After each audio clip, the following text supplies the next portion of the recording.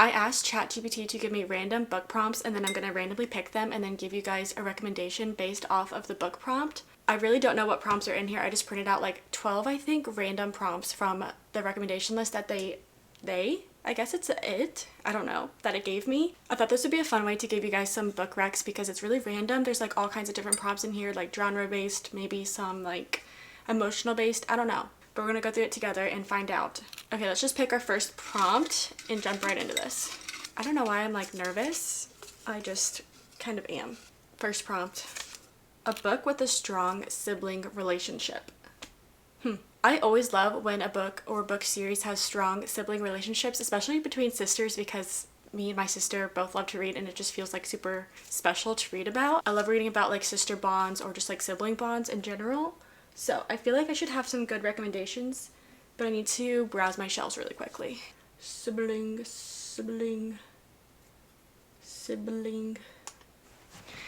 I got a lot of options because I can't ever choose one, so that'll probably be a recurring theme throughout this video. Immediately what came to mind for this prompt was the Carval trilogy because it is about two sisters, Donatella and Scarlett, and I feel like their sister bond really carries out throughout the whole entire trilogy, and I feel like it's a very prominent part of the series, and I really loved reading about that, especially in the first book. I feel like it's like the strongest in the first book to me personally, and the sibling relationship between these two sisters was honestly one of my favorite parts about this whole trilogy, so I feel like I had to include this one. If you love magic, you love sister bond, you love romance, and you love like a little bit of a mystery, this is perfect for you. Then I thought of Divine Rivals and Ruthless Vows because there is a sibling relationship in this book. I don't want to talk about it too much because it is kind of like a big plot point in the first book, but there is a sibling relationship that I feel like is also pretty strong, and I really liked reading about that. It's between a sister and a brother, so I feel like that is like kind of refreshing for me to read. I usually read a lot of like sister books, like I said, but I did really enjoy it, and I really think the bond between these siblings is so strong, and it's like more of like a protectiveness, which I really liked reading about, and I really do love this duology. If you haven't read it, you should. It's one of like the first fantasy books that I read, and it's like a very good beginner fantasy. There's not like a whole ton of world building or like a big magic system, so I really enjoyed these books. And there's romance. I'm gonna try not to yap too much about all these books because it's gonna take forever. Then the last one that I chose was Malibu Rising by Taylor Jenkins Reid. This is about 4 siblings, and I really loved reading about the sibling bond between them. It's like a big theme in this book, especially with like what you learn about them. They kind of like grew up in the spotlight, and they have like a lot of trials and tribulations that they have gone through, and you just watch like all of them with their individual struggles, and then you watch them like come together as siblings, as a family, and like move on and kind of learn from their past. It's a very interesting, wholesome read in a way, even though like there's a lot of darker themes in this book, but I really love the sibling vibe in this book and the family aspects of it all, and I really think this is a great book to read. Okay, on to our next prompt. Like I said, I'm gonna try not to talk too much about the books. I'm just gonna like pinpoint what makes this book a good recommendation for this prompt, because if I do like talk a lot about it, it's gonna be forever. So next prompt. A book you'd recommend to your past self. Oh, this is a good one. This is a good one. So first, for this prompt, I feel like I would have to recommend The Good Girl's Guide to Murder Trilogy to my past self. This feels like the perfect YA thriller mystery that I would have absolutely ate up in middle school. I would have been obsessed with it, read them like all back to back, and like I said, been obsessed with it. Or even like early high school, I feel like I still would have been like completely enthralled with this series. Unfortunately, I read this like I started the first book in like 2022, and I just recently this year finished this trilogy, so that tells you how long it took me to read this trilogy. Unfortunately, I just think like this felt very YA to me, and it wasn't exactly my taste anymore, but I do think if I had read it like earlier on to my past self, I would have absolutely loved it. There's romance, there's a mystery, it's like not too dark, but it is like kind of teetering on the line a little bit of like YA and adult, but not in like a gory, super gross way, which I feel like makes it not too immature feeling, and the writing is super easy to read, and like the series as a whole is kind of easy to get into. Then I would also recommend Between the Lines by Jodi Picoult and Samantha Van Leer. This book would be another one of those books that I just absolutely ate up in like early middle school. This is about a girl who always reads the same fairy tale. It's like her favorite book ever, and then suddenly one day the main character, the guy from the fairy tale, suddenly starts talking to her like straight from the book. It's a very interesting concept, and I actually really liked this book when I read it last year, I just do think it's a little bit immature YA vibes than what I'm looking for now, but again, if I had read it as a middle schooler, I would have absolutely loved it. Definitely this one as well. Ooh, a book you'd want to see as a movie. This is a good one. There's so many, I feel like. I'm gonna have to narrow it down. A book you'd want to see as a movie. This is kind of hard too because I feel like most books I would want turned into a show instead. That way we can have like a full fleshed out story. Sometimes the movies feel like rushed and they skip a lot of things. I have two for this one. I just can't help myself. I literally can't pick only one. So we have two. First is Better Than the Movies by Lynn Painter. I mean, it has movie in the title, so I feel like already we're off to a good start. But this is like the perfect rom-com in a book. I feel like it would translate to the screen so well, and it would be the perfect, like I said, rom-com. It would be so cute. I think it would be like pretty easy to turn into a movie because it already has like that rom-com, what is it called, outline, I guess. And I think it also has like nods to other rom-coms and other movies that I think would be like an interesting tie-in, and it's just so cute and wholesome. I would absolutely love to see this on the big screen and have my entire family watch it. This would be like one of my comfort movies, I think. Then my other recommendation would be If You Had Been With Me, which is kind of like on the opposite scale of Better Than the Movies, because this one would be more like a Nicholas Sparks movie, and I'm gonna leave it at that so I don't have like any spoilers. I feel like this would also be a really good movie, especially for like younger audiences as well. I feel like it would be one of those, not like coming of age movies, but like one that you watch when you're maybe in like early high school and it like stays with you forever, because that's how I feel kind of about the book. It's always stayed with me since I've read it, and it just had such an impactful ending to me that I will think about for like the rest of my life. And I also think it has like some pretty good messages in it as well, especially for like a younger audience. So I feel like this would be a great movie. Next, it's kind of fun to like swing this jar around. A book with a magical, whimsical feel. Okay. Let's see. Magical. I want to say Caraval trilogy again, but like I'm not going to, but like just think of that as well. So for the book with the magical, whimsical feel, first I'm going to say Heartless by Marissa Meyer. This is based in the world of Alice in Wonderland, so I feel like already we're off to like a whimsical, magical start. I will say it doesn't always feel magical and whimsical sometimes in this book. It's a little bit darker, but I do really think like the magic in the world of this in this book is magical and whimsical, and I really enjoyed this book. The writing was really good. I loved so much about this book. I think about it still constantly, and I do want to read her other books in the Lunar Chronicles series. They're all like retellings, I think, of Disney princesses with maybe like a darker twist. I do have them, so I do want to read them soon, and I feel like those would also fit this prompt just based off what I know about them. So definitely this book. And then I also have to say the Emily Wilde series, which is the Emily Wilde's Encyclopedia of Fairies and Emily Wilde's Map of the Other Lands, and then she's also coming out with the third book this month, I believe. So this is the definition of magical and whimsical. I love it so much. I love the world. I love the magic. The world in these books is so magical and whimsical, and the way that Emily in the book like recounts her findings and like her journeys is so like whimsical, and it really like paints a picture of like this very beautiful fairy world, and I love it so much. So I feel like this is also perfect for this prompt. A book you wish more people would read. This is also a good one. I feel like all these are good. Thank you, ChatGPT. Okay, so kind of like an underrated book. Let's see. That's kind of hard because I read a lot of like really popular books, which is one of my new goals this year, is to read more like underrated, underground books.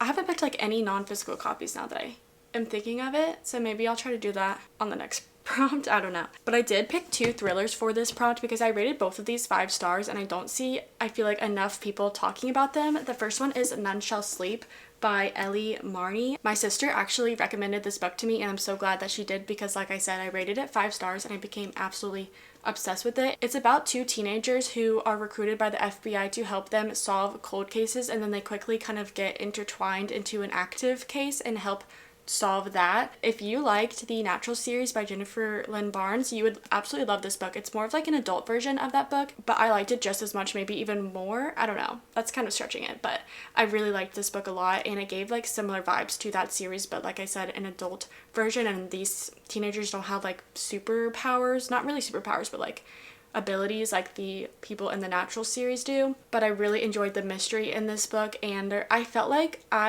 as a hopeless romantic, felt like there was a little bit of a hint of maybe having romance between two characters in this book, but it was never like said or really settled. But there is a second book, I don't know what the title is, but I'll put it up here, that I do want to read, and I feel like maybe there's romance in that one because of like the little tiny threads that we get in this one.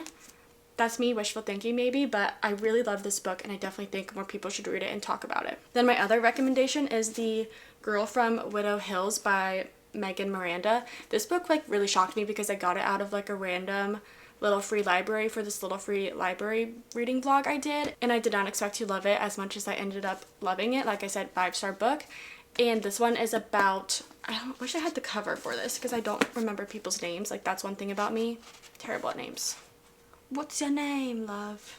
I'll know it when I see it. It's about a girl named Arden/Olivia because she changes her name because of this traumatic event that happened in her childhood that like kind of blew up in the media. So she had to change her name and she changed it to Olivia. But yes, so there is this traumatic event that happens to her as a child. It's blown up in the media.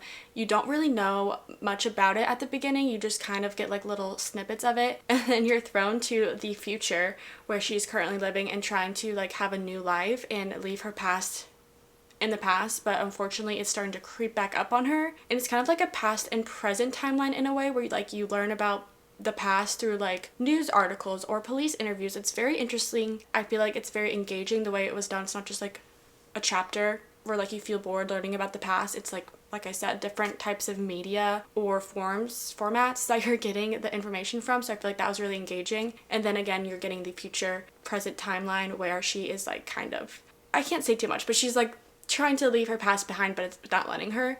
And I really loved this book. I gave it 5 stars. I'm gonna stop saying that because I feel like you guys know it by now. But the writing was just so interesting. I was never bored. I finished it in like 2 sittings and I felt like the mystery was very, very good. I didn't see everything that ended up happening coming, which I always love in a mystery, but I really did enjoy this book and I think more people should read it as well. A book that feels like a warm hug. Aw, that one's cute. This time I actually have 2 audiobooks to recommend to you guys. The first one is A Pie to Die For by Gretchen Rue. This one I listened to in the fall time, which I absolutely think is the right move to do because it's so cozy and this woman literally just bakes pies all day. So it actually feels like a warm hug. Although there is a mystery and there is a murder, it's not like crazy. It's really a cozy mystery, which I realize that I love that genre because it's like so cozy. But there's also like a mystery aspect that keeps you entertained and keeps you reading. So although there is a murder, it still feels like a warm hug because of the pies. Like she literally bakes pies, and she also has like this special touch where like one of the pies will randomly be like a special pie that will like make something good happen to the person that gets that pie. So that's just like a fun little addition to that as well. And I definitely feel like that one feels like a warm hug. And then Tom Lake by Ann Patchett also feels like a warm hug, especially the audiobook because it's narrated by Meryl Streep, which her voice is so soothing and comforting and literally feels like a warm hug. And it's about this woman who is recounting her past to her children, and she's telling her children the story of how she met this famous actor way back in the day before he became famous when they were in this play together. And it's all about like her life at that time in her life. And it also like goes back to the present where they're on this farm and they're like, it's during COVID, so they're like working on the farm all day, they're cleaning, they're like having all of this like work to do, but they're also like talking and reminiscing of the past. And it's very comforting, very cozy. There is like, again, some deeper meanings, but I like that in books. I don't feel like it like strays from the warm hug feeling. I feel like it makes it more realistic and real and like makes the happier warm moments more like feel more. I guess that's it, just feel more. And I really enjoyed this audiobook. I feel like if you read this book, you should definitely listen to the audiobook because of just Meryl Streep's voice in general. I think I'm gonna do like 3 more. I don't know, I don't want to like have this video be an hour long, so. A book with a 5-star first line. That's a good one. I'm gonna have to like look at the books. The first one that immediately comes to mind is Fourth Wing. I'm pretty sure the first line is like conscription day is like the deadliest or something like that. And I feel like that like automatically like hooks you in. But I'm gonna pick a different one. That actually took me a very long time because I went through like all the books on my shelf trying to read the first line, and I came up with 3 options. I also didn't like think of any of my audiobooks that I've read or the books I've read on my Kindle, so I'm sure there's like other ones, but I came up with 3. The first one is Shatter Me. I remember I started this book and the first line I was immediately hooked. The first sentence is, I've been locked up for 264 days. And I feel like that already like draws you in. You want to know why, you want to know what happened. And when I first read that, I was like, oh, we're going, we're in there. I love when like the first lines hook you and like they give you a little bit of like a mystery and you're like, okay, you like, I want to know more. So I feel like that is perfect for this prompt. Again, another one that just like absolutely hooks you and makes you like question everything off the bat is Verity by Colleen Hoover. This first line is a little bit darker. It is, I hear the crack of his skull before the splattering of blood reaches me. Again, when I first read that line, I was like, okay, we're going, we're already in there. This is a good one as well. Very thrilling, very dark, very twisted, but good. Then on the total opposite side, I picked Everything I Know About Love by Dolly Alderton. This one is a sweet first line compared to the other two. It is, romantic love is the most important and exciting thing in the entire world. And I thought that was cute and sweet, and it like encapsulates the vibes of this entire book. A book that made you cry. I feel like I don't cry too much in books. I'm the same way in like movies and stuff. Although there is like certain times where I like cry at something I feel like is so unnecessary. Like it's not like a character's dying scene. It's like something totally random that I'm like sobbing over. Okay, I have like a variety of books here.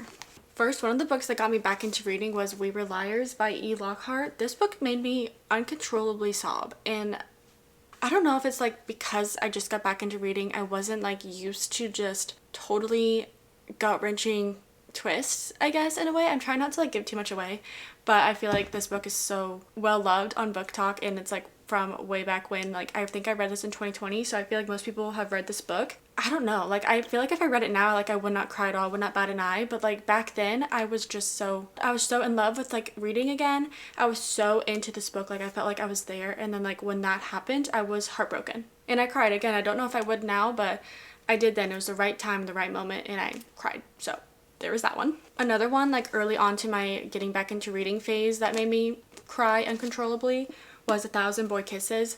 I knew going into this book that it was probably going to make me cry because everyone and their mother said that it makes them cry. I just, again, wasn't expecting what ended up happening, and like my heart felt like it was stabbed over and over again. Even though you kind of know what's coming in this book, I still cried. Then I feel like I don't have to say too much about this one, but If He Had Been With Me, if you know, you know.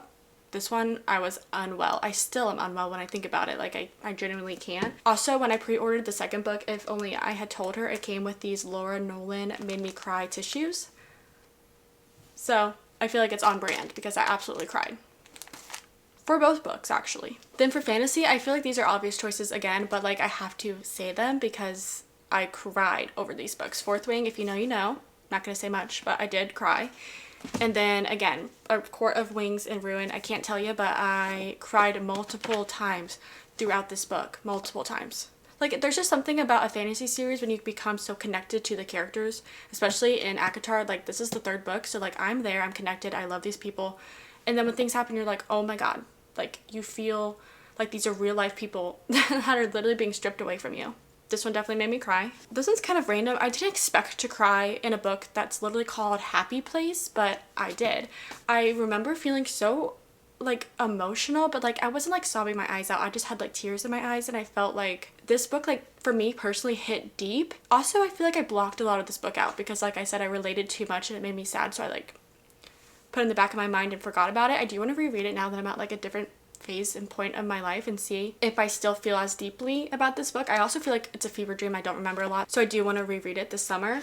But I do remember I was tearing up a lot during this book, which is ironic for the title of this one. Let's do one more. Ooh, a book that made you fall in love with reading. Well, I'm gonna go back to like middle school me because I already mentioned the ones that made me like fall back in love with reading in like 2020. So this one is like a book that made you fall in love with reading originally. So we're gonna go way back and be nostalgic for a minute. Okay, we're going way back to like late elementary, early middle school for me. I don't remember exactly which series I read first, but I want to say it was The Selection, but it could have been Matched. So we're just gonna like group them together. I don't know which one came first. Obviously this one has been well loved. The cover's missing, so you can't tell what book it is, but it's Matched by Ali Condi. I have the other two in the series over there as well. I just didn't feel like grabbing them for some reason. I don't know why I didn't, but this one's from my middle school library, so I guess maybe The Selection came first. I don't really know, but literally came from my middle school library. I'm covering up the school name, but you can see the number and then like the stamp for the schools on here. I feel like a thief. I stole this on accident from my middle school. That's how much I loved it. You can tell she's well loved and a little bit damaged. My bad. I don't I'm careful more with my books now. But I remember I read this in the library and then I was obsessed with it, and I had my mom buy me the other 2 books because for some reason I don't think my library had them, or I just like couldn't wait. But I was obsessed with this trilogy. I still am. I think it's such a cool and unique concept. I think I reread this back in like 2023, and I still think the concept's really, really cool. It's like a dystopian vibe, and like the society where they live, they literally get like matched together, and like that's who your husband is going to be. Like you get matched based on like a personality test or something like that, like who you're going to be most compatible with. And our main character gets matched with 2 people, and it's kind of like this big scandal, and it's not like she's not technically supposed to be matched with this person because this guy like isn't supposed to get matched with people or something like that. That's like what I can recall from like way back in my memory. Also, one of the guys she gets matched with is like her childhood best friend, so that's like a trope thrown in there. I ate this up in middle school. I was obsessed with it. What was the prompt? Oh, a book that made you fall in love with reading. Okay, that's what I thought. Then I have to say the Selection series, this one, I feel like maybe made me fall in love with reading a little bit more than the Match series. I just have like more fond memories of this one. I remember asking my mom to buy me like the box set of this when it came out, and I think I read them through my library and then like asked her to buy me them because like that's how obsessed I was with this series. I never did that. Like I just like read the library books and moved on, but this one I was like, no, I need them. I still say this is a great series. I read this, I think 2024, and I loved it. I loved it so much. It's basically like, it's kind of like The Bachelor or Bachelorette, where the king's son, he's like the prince, Maxim, I still remember his name because like that's how obsessed I was with it, is trying to find a wife. So like they bring all of these like random girls. Oh, I think it's like a lottery kind of thing. Like you get like someone from each place is like chosen to go live in the kingdom. He like basically picks a wife out of like all these girls, and it's like kind of chaotic. There's drama, there's of course like people fighting, and we're following America, who really doesn't want to be there, but she gets chosen to go. I think her mom might have like put her name in or something like that, if I can recall correctly, and she's actually in love with someone else. Like I think it's like a childhood best friend thing in a way as well, but she's chosen to go live in the kingdom and be part of this like selection process. So that's like kind of where it starts. So she's kind of already like, there's tension there already. It's a really great series. It's YA, it's cute, it's like a little bit fluffy, but I do think the romance is really good and like flushed out throughout the 3 books, and I really enjoy the series, and I think you should read it even now because it's, like I said, I read it like last year and I really liked it. Okay, those are all the prompts I'm gonna do for this video. Let me know if you want to see a part 2 to this, and I hope that you guys got some good book recommendations. If you have any for me, please feel free to put them in the comments down below. I'd love to read them. And thank you so much for watching this video, and I'll see you very soon. Why did I do that with my hands? And I'll see you very soon in my next video.